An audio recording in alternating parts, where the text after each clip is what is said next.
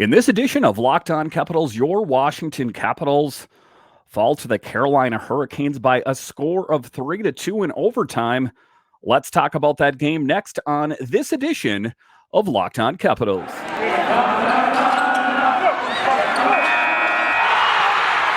Your Locked On Capitals, your daily podcast on the Washington Capitals, part of the Locked On Podcast Network, your team every day.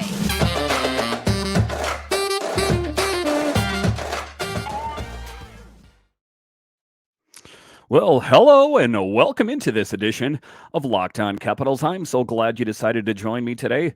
As always, this podcast is free and available on all the major platforms. And I want to thank you for making this your first listen or view of the day. Yes, this podcast is also available in video form, so head on over to YouTube and check it out. And when you're on YouTube, make sure and hit that subscribe button. And if you like the videos, give it a thumbs up. It really helps grow the channel. My name is Dan Holme. You can find me on Twitter. It's at DanCaps218. You can find the show on Twitter. It's at Locked On Caps. So in this edition, we will talk about your Washington Capitals as they fall to the Metro Division leading champion Carolina Hurricanes as they fall in overtime by a score of 3-2. We'll talk about that in this show. Later in the show, we'll talk about another great performance by Darcy Kuemper, ultimately keeping this Capitals team in the game. Then later, we will talk about TJ Oshie and John Carlson. Yes, add two more players to the long list of injuries to this Capitals team. But just to get it going here, your Washington Capitals do, in fact, fall by a score of 3-2. And it was one of those games that was had a lot of offensive power. There were a lot of scoring opportunities, but ultimately the Carolina Hurricanes were the victors here. And they are in first place in the Metro Division for a reason, as they got great performances in net and by Freddie Anderson and a bunch of offensive power from a wide array of different players on the team. But this is not the Carolina Hurricanes team of old. For many years, I'm talking, a few years ago, they weren't that great of a team. I know that they have a Stanley Cup win in there, but there were some years in there where they weren't that great. But Rod Brind'Amour has this team firing on all cylinders, and they did not disappoint tonight as they put on a real offensive showing of power. The Capitals got goals from Alex Ovechkin and Dylan Strome, but ultimately that was not enough to take down this Carolina Hurricanes team. The good news, though, is they were able to pick up 1 point before they head back home and face the Vegas Golden Knights. Yes, the Vegas Golden Knights, who are tied in the NHL for the most points with Boston with 16. So it is going to be a formidable opponent playing the Vegas Golden Knights on Tuesday night. So the Capitals have got to get ready. They don't have a lot of time to lick their wounds. They got to regroup and get things together. This was a game that was minus TJ Oshie and John Carlson and inserted Connor McMichael. And to be honest with you, he didn't really show up on the score sheet a whole lot. Connor McMichael didn't do much to put himself on the radar with just 6:43 on ice time. He was a -1 and also had a bad giveaway that led to a breakaway going the other way. And, I don't want to put too much of this on Connor McMichael just because he doesn't get a lot of playing time. But part of it is to be said is that you have to make the most of your opportunities. So if you make any miscues, it kind of sets you in the wrong direction. It's kind of my contention, my belief that they should have probably gone with Sonny Milano and put Connor McMichael down in Hershey where he could get more substantial playing time. He might get that playing time up on the Capitals, but if he doesn't show up on the score sheet more than he did tonight, I don't think that will be the case. Like I say, the Caps don't have a lot of time to sit there and figure out what went wrong. Ultimately, they did get some production in there, and it was Darcy Kuemper once again keeping this Caps team in the game. If it wasn't for him, I think that would have been a far higher score as far as the Hurricanes are concerned. It wasn't a great start for Washington, who surrendered the first goal of the game for the 7th time this season. And those are the things that they have to work on out there. They can't just keep coughing up the puck, and they can end up allowing that first goal. The Capitals do not play well when they're playing from behind. They always play better, like a lot of different teams out there, if they have a lead. So that's one of the things that they have to work on is they're going to have to get on top of that Vegas Golden Knights team right away. Cassidy has that Golden Knights team firing on all cylinders. The Capitals don't have a lot of time to sit there and figure out what went wrong and what we need to change. They need to hit the Vegas Golden Knights with both barrels, and hopefully they're able to pick up a win because it's a game Tuesday night, and if you're asking me, it's probably going to be Charlie Lindgren in net, and I'm okay with that. Charlie has been playing great this year, in a limited sample size that we've seen him, but as far as Darcy Kuemper is concerned, he played very well. He came up with a handful of huge saves, including several on the late penalty kill in regulation and a late PK in overtime to keep them in the game and guarantee at least a point and take the game the distance to the shootout. And it's one of those things where it was just back and forth, and then it ended up going to overtime. And I thought the Capitals would be able to pick up a W, but ultimately it was not the case. Darcy coming up big as the Capitals took 8 penalties and put the Hurricanes on the power play 6 times. Kuemper put on a show to carry Washington to the shootout. Kuemper finished with 33 saves on 35 shots. That's good for a .943 save percentage if you're doing math at home. He's looking more confident with each game and has a .922 save percentage with his new team. And again, I've kind of been singing the praises of Darcy all season, but it's good to see that production. That was the argument all along, is that Darcy played well with the Colorado Avalanche. He's not going to be able to do it with this Capitals team. Let me tell you this. Darcy has kept the Capitals in these games. What we talked about off the top there is, being on the penalty kill all the time. That is not helping this Caps team out. They have to find a way to play more 5-on-5 hockey. With Karlsson on the shelf, the blue line saw quite a few changes and did a decent job. Both Nick Jensen and Erik Gustafsson were big difference makers on the offense, as both picked up assists with some great finesse. And that's what it's talking about, is picking up, when other players, maybe had a little bit more slack there. We knew John Karlsson was going to be out, so that meant that there was going to be a bigger demand on the blue line. And in this game, Nick Jensen and Erik Gustafsson stepped up. So the Capitals ended up going with Matt Irwin. They pulled him out of deep freeze, his cryogenic freeze. They thawed him out and inserted him in the game. And guess what? Just like Matt Irwin always does, he played okay, I've got to say. He's one of those rare players that you can kind of, like I say, you can put him in the deep freeze for a lengthy period of time and he comes out, kind of just like, okay, guys, I'm ready to go. You don't run into that too often, I got to be honest with you. Usually there's a bit of a lag there. Dylan Strome scores his first goal of the season to tie the game 1-1. Strome's goal, 2 goals, 5 assists by Connor Sheary and Nick Jensen give each player 7 points on the season, tying them with Alex Ovechkin, 4 goals, 3 assists for the team lead. Sheary and Jensen have now recorded assists in consecutive games. It marks Jensen's 6 assists in 10 games this season, which leads the Capitals. And Sheary and Jensen just showing up big. And, Jensen, who is a defenseman but has that two-way game to him, is really kind of jumping out on the page. He was a guy that just a couple years ago was on the trade block. Yes, Jensen was. It was one of those funny things where he kind of had a down season and then last season had a resurgence, and all of a sudden, I don't know what happened with him, but he just totally changed his game, and now Jensen is one of the better players on the Capitals right now. And I don't know what he had to do, but I'm glad that he did whatever he did because he is playing very well as of late. And Connor Sheary as well. You can put him in anywhere and he just does a great job. And he's one of those guys that doesn't complain. He'll, put me on the top line, put me on the fourth line. I really don't care. He just, kind of goes about his business and plays great hockey game after game after game. Connor Sheary, another guy, the Caps got to lock him up. Invaluable to this team. Just a really great player. Jensen's assist marked his 98th career point, 14 goals, 84 assists, leaving him 2 points shy of 100 career points.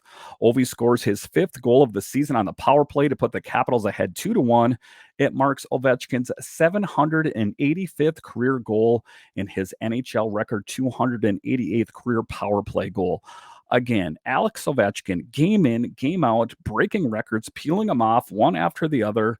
And this is just a really special time to be a Capitals fan. This is a great time to be an NHL fan in general, even if you're not a fan of the Capitals, to say you were alive to see Alex Ovechkin peel off all these records. For the longest time, people revered Wayne Gretzky as the greatest NHL player of all time. You are seeing Alex Ovechkin knocking off those goals one after one after one. And the projection on him is that he's going to pass Gretzky by like the 24-25 season. So he will do it, save, some major injury, but just a really special time to be a Capitals fan. Ovechkin is now 17 goals shy of passing Gordie Howe for the second place on the NHL's all-time goal list, and 2 goals shy of passing Howe's mark for the most goals scored by a player with a single franchise. Howe 786 goals with the Red Wings. Ovi's goal was also the 399th goal he scored on the road, which trails only Wayne Gretzky, who had 402 for the most in NHL history. This is what I'm talking about. Just peeling off records one after one after one. And, the biggest thing that we can hope for is that Alex Ovechkin is that Russian machine that never breaks, and he can stay healthy. That would be one thing that would be a big setback for him, is if in fact he did get injured. But as long as he can keep firing on all cylinders and just keep playing in top form, even if the Capitals aren't playing the greatest as of right now, just for Ovi to keep doing big things and breaking records all the time, it's really a special time to be a Caps fan. Eric Gustafsson recorded the primary assist on Ovi's goal, his 3rd assist of the season. Kuznetsov recorded the secondary assist on Ovi's goal. It marks Kuznetsov's 6th assist of the season, tying him with Jensen on the team lead. So it's good to see Kuzi showing up on the board again. That is the big thing. People are talking about how he's a bit snake bitten. He's playing on the second line center now. That was his job on the top line for the longest time. It was Ovi, Kuzi, and Tom Wilson. Now Dylan Strome kind of supplanted him, and now he is playing on the top line. I would say that if Kuznetsov can continue in the right direction, then I think that, he might be able to bounce up to the top line and solidify that spot up there once again. But Dylan Strome, filling in admirably for Nick Backstrom in his absence. Not a real apples for apples comparison. I wouldn't say that he's as good as Nick Backstrom, but has played well. And then, talking about Connor McMichael, he's looking for his opportunity. But, he's got to make the most of those opportunities, as he was pretty much silent on the score sheet and was a -1 in the game. That's one of the things that you have to do, is you have to make the most of your opportunities when they are available. I don't want to fault him too much. This was his first game in quite some time. And, there's a little bit of rust there when you kind of spend the time up in the press box, not playing in a game. There's pregame skates and there's practices and all that, but that does not replace real-time experience. So that's what we're hoping for Connor McMichael, is to up his game, or ultimately they're probably going to send him down to Hershey and cycle someone up. My bet ultimately at some point is Sonny Milano. I just think that, he is poised and ready to make his big break on this team. All right, so after the break, we will talk about John Carlson and TJ Oshie and how we add 2 more players to this long injury list for the Capitals. We'll talk about that next.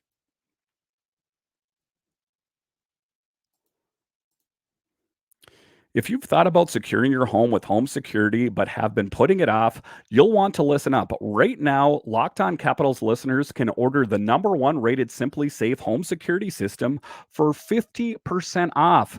This is their biggest offer of the year, and you won't want to miss it. Here's why I love it.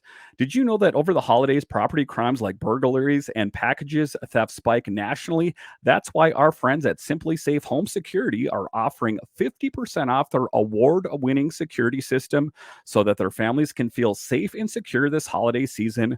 Order your Simply Safe system for half off today and enjoy advanced security and greater peace of mind this holiday season. Here's why I love it. I had an issue where someone broke into my house. The police were dispatched thanks to Simply Safe. Simply Safe was named the best home security system of 2022 by U.S. News and World Report, a third year in a row. In an emergency 24/7 professional monitoring, agents use Fast Protect technology exclusively from Simply Safe to capture critical evidence and verify the threat is real so you can get priority police response. Simply Safe is whole home security with advanced sensors for every room, window, and door, HD security cameras for inside and out, smarter ways to detect motion that alert you only when the threat is real, and even hazard sensors that detect fires, floods, and other threats to your home. Don't miss your chance to save big on the only security system I recommend. Get 50% off any new Simply Safe system at simplysafe.com/lockedoncapitals. This is their biggest discount of the year, so don't wait. That's simplysafe.com/lockedonnhl. There's no safe like Simply Safe. Thank you for making Locked On Capitals your first listen today. Now make your second listen Locked On Game to Game NHL. Every moment, every top performance, every result. Locked On Game to Game covers every game across the NHL with local analysis that only Locked On can deliver.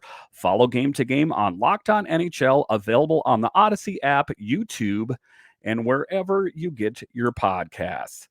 All right, welcome back into this edition of Locked On Capitals, where it's your team every day. In this episode, we are talking about your Capitals as they fall to the Carolina Hurricanes by a score of 3-2. It went to overtime, it went to the shootout, but the Caps were not able to pick up the dub. They ended up losing, but it wasn't for a lack of trying, but they need to fine tune their game. They need to concentrate more on 5-on-5 hockey. That is going to be their keys to success. We can't fault Darcy. He played lights out. They got to work on that.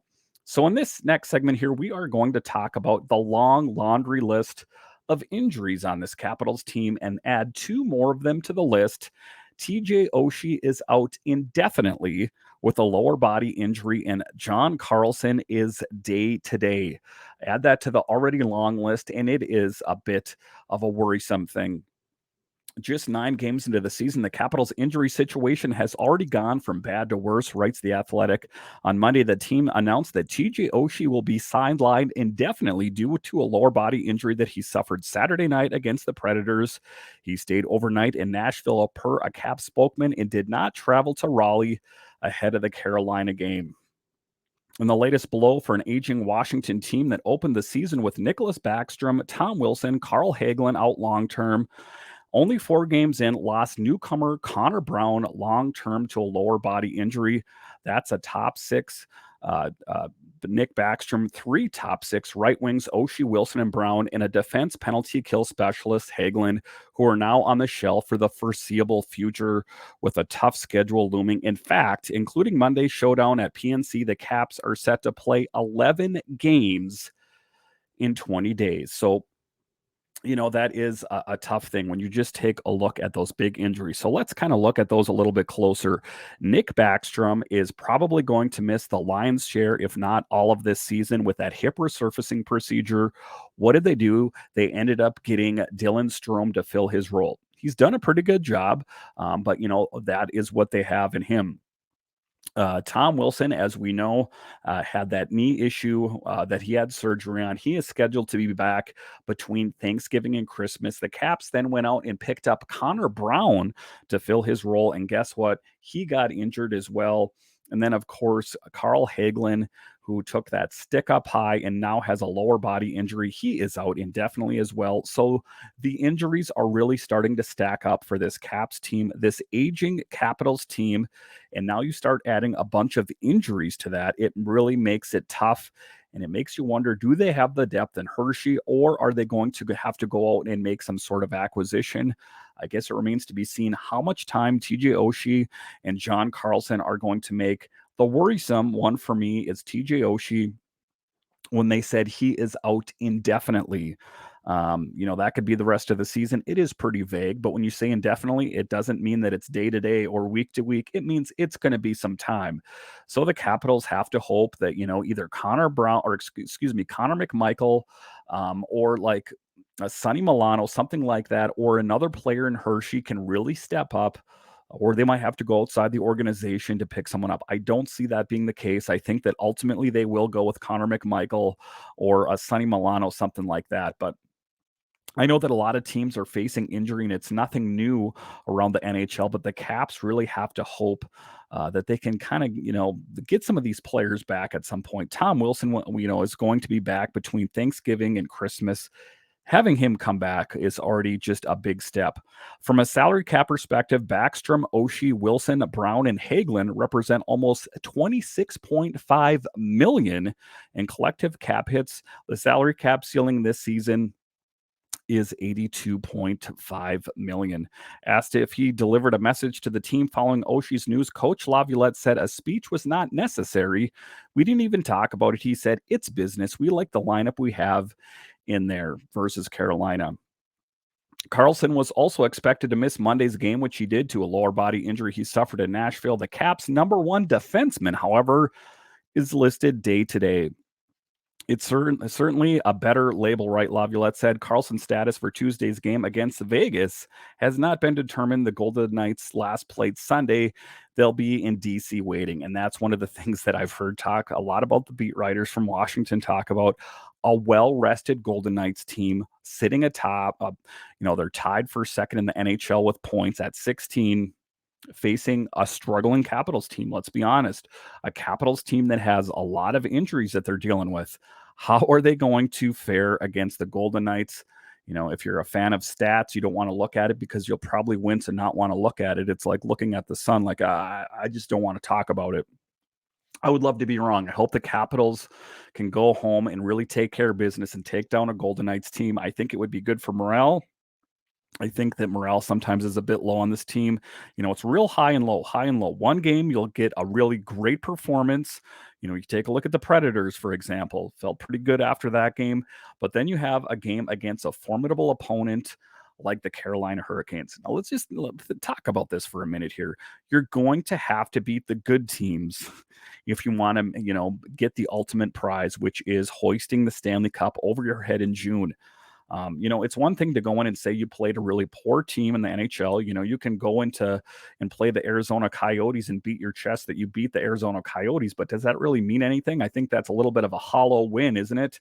What you need to do for morale is to go in and just beat a really tough team. If they could have found a way to go in tonight, and I know it went to overtime, it went to a shootout, so it's not like it wasn't, a good Caps game. They were in it, obviously, if they went that far into the game, but they have to find a way to close out these games and pick up the big W, because that's what it's all about. There's no column in the box score that says C for the game was close. It's either W or L. Of course, there's the shootout as well, but ultimately, the Capitals can feel happy that they were able to pick up that 1 point, that they didn't end up not picking up any points, but, just picking it up and being ready for a Vegas Golden Knights team tonight, Tuesday night at home. Winner, it's really a big deal if the Caps can pick this up. As for Oshie, this latest injury marks another setback for the 35-year-old who was limited to just 44 games last season due to a host of injuries. This summer, he underwent a core muscle procedure and as a result, eased his way into training camp. What a kind of a vague thing, core injury. I guess that is, kind of open to interpretation.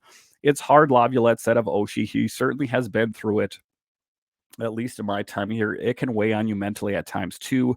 Then the physical part of rehabilitation and getting back into the lineup. And so there's a lot that goes with it. And, just taking a look at it, he is not the youngest guy on the team. He is up there, as far as age is concerned. So you got to start to kind of wonder if these players kind of just toy around with the idea of hanging up the skates. How many times can he have issues with concussions? How many times can he have issues, with core problems that he had worked on in the offseason before you say the rehabilitation for me, it's just too much. I'm going to hang up the skates. I hope that's not the case, but if I was him, I could definitely see how that would go through his mind. All right, so after the break here, we will talk about the kind of some depth of players for the Capitals. We will talk about Stevenson and how, Clay Stevenson is one of the guys in the Capitals pipeline who is slowly making his way back. Yes, The pipeline for the Capitals net minding situation is fully stocked with Fucale and Hunter Shepard and Clay Stevenson.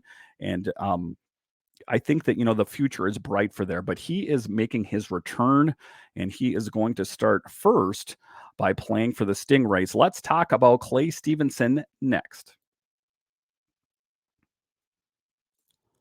All right, welcome back into this edition of Locked On Capitals. In this final segment here, we are talking about Clay Stevenson, one of the draft picks for the Capitals, who is, a future.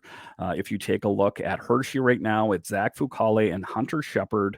That's who is there. And then you take a look at the Stingrays, the ECHL affiliate, and Clay Stevenson is slowly making his way back to the team. Garen Bjorklund, another big player in the pipeline. Again, the Capitals always have a really good knack for drafting good goalies. They just always seem to have a good knack for drafting good goalies. And I think that Clay Stevenson is no exception. The Washington Capitals are dealing with a myriad of injuries, but got some welcome news on that front with regard to goaltender prospect Clay Stevenson. Writes Washington Hockey Now. Washington loads Stevenson to the ECHL affiliate Stingrays on Monday as he continues to recover from hand surgery he underwent on October 1st. Stevenson suffered the injury during training camp. The 26-year-old netminder timeline was 4 to 6 weeks with South Carolina. He will get some playing time and rehabilitate as he continues his campaign and works his way back to full strength. It's a very open communication here, which was one thing I really liked in my pursuit of team. Stevenson said of his deal, they see just what they want and the best for me, and it's great to come to work every day for the Capitals organization. He will likely get to play with the AHL's Hershey Bears at some point as he recovers. Zach Fucale and Hunter Shepard are the current tandem in Hershey. So Stevenson, he does have a good track record. Stevenson signed a 2-year deal, entry-level deal with the Capitals back in March, following a standout season with Dartmouth that saw him post a .922 save percentage and a 2.70 goals against through 23 games. He was one of the top free agent college goaltenders available. And, from all the stats and the things that I've seen on him, he does sound like he was a good option for the Capitals. Signing a 2-year entry-level deal, the Caps have some time to see, ultimately what they have in him. But like I said, if you just take a look at historically this Capitals team, you take a look at Braden Holtby, who worked his way up from Hershey, Michael Neuwirth, who worked his way up through the system, Philip Grubauer. Those are just the ones that I can think of most recently off the top of my head. But the Caps always have just a really good knack for picking up good goalies, and the future is bright. I know that we have Darcy Kuemper and Charlie Lindgren. Darcy signed a 5-year deal, so we know that he's going to be playing on this team for some time, on paper anyway, that, unless something, they trade him, I guess, at some point. And Charlie Lindgren, too, signed a 3-year deal. So the net minding situation is solidified now, but it's always good to have your eyes on the horizon. And the Capitals' horizon, as far as the net minding is concerned, looks good. It looks like, they're set up to be in a good position going forward here. And it's good to always have that good depth, because what is the one thing that I talked about in this podcast tonight and throughout this season is the long list of injuries. Netminders are not immune to that injury either. And if you take a look at Darcy Kuemper, he has spent a significant amount of time on the injured list. So that is what good that they have Charlie Lindgren. But if you always then want to take a look another level down the depth chart, you have someone like Zach Fucale, who played well for Hershey. And then you have a guy like Hunter Shepard and Garen Bjorklund and Clay Stevenson. So the Caps are set up in a good position. If you take a look around the league, not every team has that great depth in net. The Capitals sometimes are said to have kind of a depleted AHL and ECHL affiliate, in certain positions, but the net minding position is stocked, and the Caps, I think, are in a good position going forward. And, that's a positive step if you're a fan of this team. It's not just how are they doing today, but in the long term, how do they think they will be? Thank you for making Locked On Capitals your first listen today. For your next listen, check out the Locked On Sports Today podcast, the biggest stories of the day, plus instant reactions, big game recaps, and the take of the day. Available on the Odyssey app, YouTube, and wherever you get your podcasts. So once again, thank you for joining me on this edition of Locked On Capitals, where it's your team every day. Let's hope the Capitals can pick up a big win tonight as they take on a big opponent in the form of the Vegas Golden Knights. All right, I'll talk to you guys again next time.